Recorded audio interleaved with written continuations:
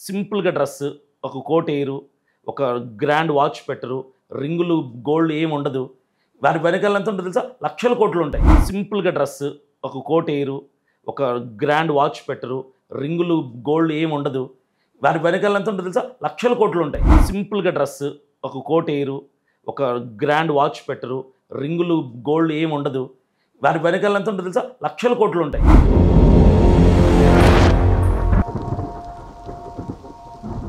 ఓవర్‌గా ఆలోచించి ఒక 2 మూటలు పైన ఎక్కువ వేసుకుని మీరు మెట్లెక్కి పైకొచ్చే లోపల ఏం జరుగుతుంది? నడుము పడిపోద్ది. నా శక్తికి మించిన బరువు వేసుకున్నా కూడా జబ్బులు వస్తాయి, ఎముకలు ఇరిగిపోతాయి కదా. ఇప్పుడు నేననేది కూడా ఏంటంటే, ఇప్పుడు ఫైనాన్షియల్గా లేనప్పుడు ఇప్పుడు అడిగి మీరు ఎందుకు చెడు అవటం? కరెక్ట్ అయిపోయిందా? మీ ప్రశ్న అయిపోయిందా? అడిగి ఎందుకు చెడు అవటం? ఓకే. అలాంటప్పుడు మీరు అసలు అడగకుండా ఉండి చేయాల్సింది మీ ఓన్ గా మీ ఇంటి దగ్గర ఒక 10 మందిని పిలిచి నీ శక్తి ఎంతో దానికి తగ్గట్టు చేసుకో. అది ప్రశ్న అయిపోయింది. నేను ఒక ప్రశ్న అడుగుతా తిరిగి, చెప్పండి. మీకు అప్పులు ఉన్నాయా? అప్పు ఉందా? అప్పు బొచ్చెడు ఉంది, చెప్పలేను కూడా. ఎందుకు చేశారు? ఎందుకు చేశారు? అది మీ సంపాదన ఎంతో, దాంట్లో బతికుండొచ్చు కదా. అప్పు ఎందుకు చేశారు? నా సంపాదన కంటే కూడా నేను ఎక్కువ ఎప్పుడు వెళ్ళలేదండి. ఎందుకంటే నాకు అప్పుడు జాబ్ లేదు. జాబ్ లేదు, ఉన్న దాంట్లో బతకాల్సింది.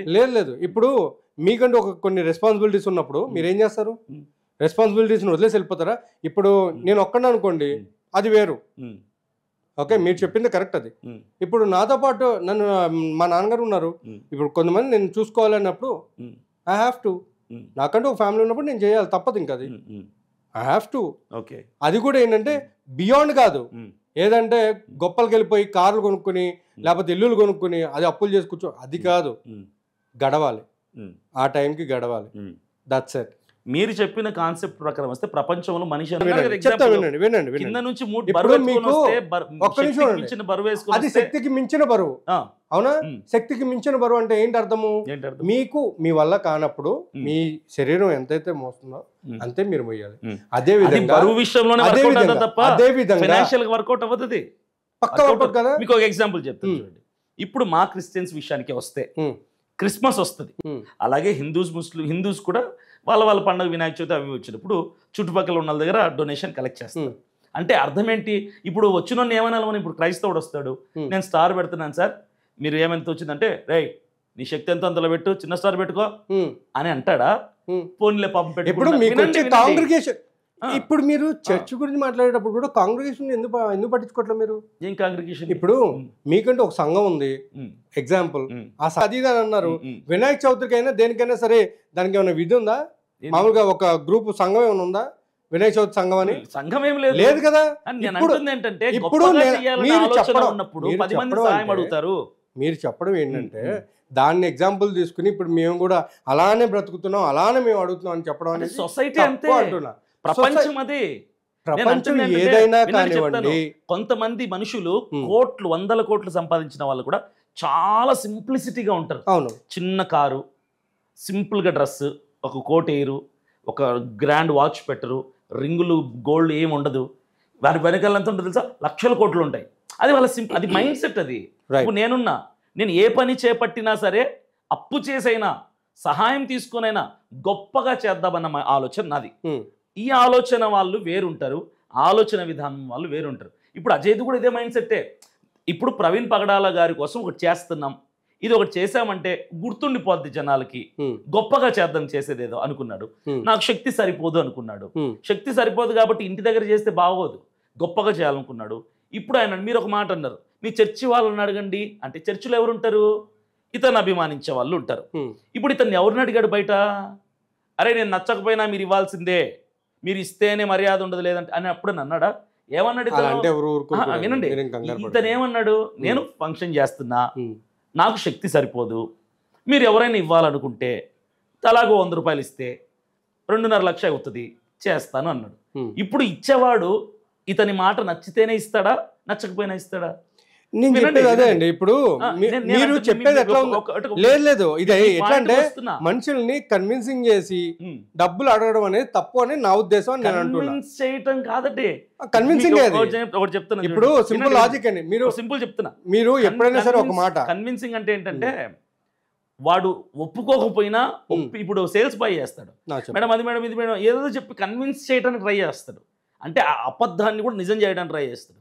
అజయ్ బాబు చేసింది కన్విన్సింగ్ కాదు, కన్వే చేశాడు. కన్వే వేరు, కన్విన్స్ వేరు.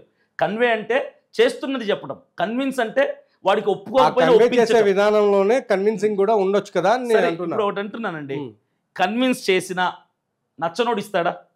ఎవడుగా గిట్టనోడు ఇస్తాడా? ఎవడు అజయ్ బాబు పేరే తెలియనోడు ఇస్తాడా? పొమ్మంటాడు. ఇష్టపడినోడే ఇస్తాడు కదా. Right. ఇప్పుడు ఇష్టపడినోడు ఇస్తున్నాడు, ఇతను అడుగుతున్నాడు.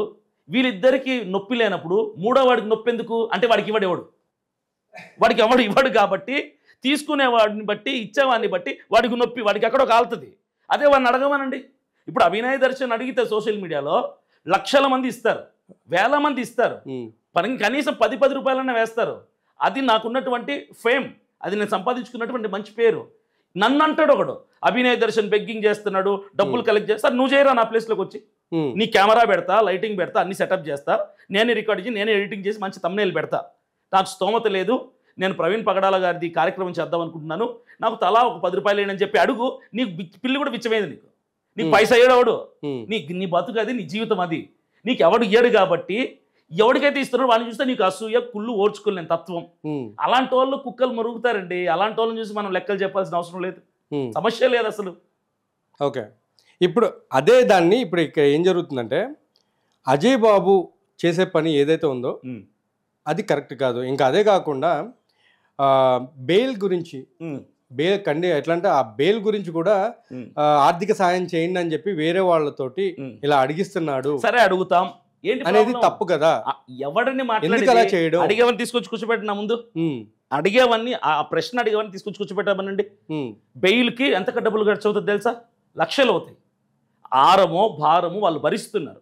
వాళ్ళకి వాళ్ళ వల్ల కానప్పుడు వాళ్ళు అడుగుతారు నోరు తెరిచి. అక్కడ కూడా నచ్చేవాడే ఇస్తాడు, నచ్చనోడు ఇవ్వడు. వీడికేంది నొప్పి అంటే నేను అంటే ఏదేమైనా కావాల్సింది వాళ్ళకి, అడిగేది వాళ్ళు, ఇచ్చేది జనాలు. వీడెవడు మధ్యలో మాట్లాడడానికి? అదే ఏం జరిగినా కానీ మేము అడుక్కోవడం అయితే ఆపం, ఇది అడుక్కోవటం కాదు అని అంటారు జనాలు అనేది. అదే అంటున్నాను నేను. వీళ్ళు అడుక్కుంటూ వీళ్ళు ప్రతి చిన్నదానికి కూడా అడుక్కోవడం అనేది కరెక్టా కాదా? ఇంకొక విషయం ఏంటంటే ప్రవీణ్ పగడాల గారు అంటే శవాల మీద చిల్లర ఏరుకోవడం అంటే ఇదే అనేది కూడా మాట్లాడుతున్నారు. దాని విషయంలో మీరేమంటారు? ఇవన్నీ తప్పుడు వ్యాఖ్యలండి. వాళ్ళు అడిగితే ఎవరన్నారు ఆ మాట? కరుణాకర్ సుగుణానా, హమారా ప్రసాద్? కరుణాకర్ సుగుణ పేరే కనుక చెప్తే ఎవడోడు ముక్కు మొహం తెలినాడు శవాల మీద పేలాలు ఏరుకుంటారు, చిల్లర ఏరుకుంటారు అన్నాడు. సరే, నువ్వు చస్తే నీ శవం మీద చిల్లర కూడా పడదు. పగడాల ప్రవీణ్ కుమార్ గారిని అడ్డం పెట్టుకుని ఆయన మీద ఇప్పుడు శవరాజకీయాలు చేస్తున్నారు.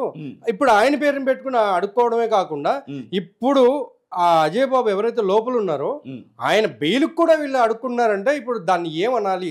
దేంతో వీళ్ళని చెయ్యాలి అనేది ఏమనకూడదు. అబ్బా, అజయ్ బాబు ఎంత మంచి పేరు సంపాదించుకున్నాడు రా, ఇంతమంది డొనేట్ చేస్తున్నారు బెయిల్ కోసం డబ్బులు అడిగితే అని గొప్పగా తీసుకోవాలి తప్ప అడుక్కుంటున్నారు, బిచ్చం ఎత్తుకుంటున్నాడు అని అనాల్సిన అవసరమే లేదు. ఎందుకో తెలుసా? జనాలందరికీ కూడా ఒక విషయం క్లియర్గా నేను చెప్పాలనుకున్నది ఏంటంటే వక్రీకరించడం కూడా ఇంత అందంగా వక్రీకరించి నాకు ఎక్కడ అర్థమైంది. ఇది వక్రీకరించడం కాదండి, ఎందుకంటే మీకు ఇది వ్యంగ్యంగా అనిపించచ్చు.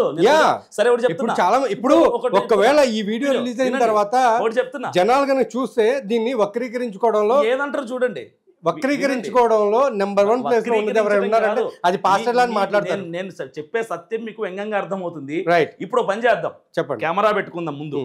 ఫస్ట్ నేను మాట్లాడతా. ఏమని మాట్లాడతాను? ఏదో పలానా వ్యక్తి బెయిల్కో, లేదంటే హాస్పిటల్ ఖర్చులకో, లేదంటే ప్రవీణ్ పగడాల గారి ఏదో ఆధారం కూడికకో కొంచెం డబ్బులు అవసరం ఉంది, నా శక్తి సరిపోదు, వినండి అని నేను అడుగుతా. నా తర్వాత అజయ్ బాబు అడుగుతాడు, ఆ తర్వాత మీరు అడగండి. వినండి. జస్ట్ ఫర్ ఎగ్జాంపుల్ కూర్చొని అడుగుతాను. పోనీ ఇంకొకటి ఎవడో పేరు పెడుతున్నాడు కదా, తప్పు చూపిస్తున్నాడు కదా, వాడిని కూర్చోబెట్టి అడిగిద్దాం. ఎవరికి ఇస్తారంటారు సహాయం ఎవరికి చేస్తారంటారు? ఎవరికి చేస్తారు? అజయ్ బాబు చేస్తారు, నాకు చేస్తారు. ఆ మూడోవాడు ఎవడైతే మమ్మల్ని తిరుగుతూ కూర్చున్నాడో మనకి పైసా కూడా రాదు. వాడు సొక్కా ఇప్పి చేతులు పట్టుకొని రోడ్డు మీద కూర్చున్నా రూపాయి బిల్ల కూడా పడదు అని చేతిలో. మన బాధ అదే.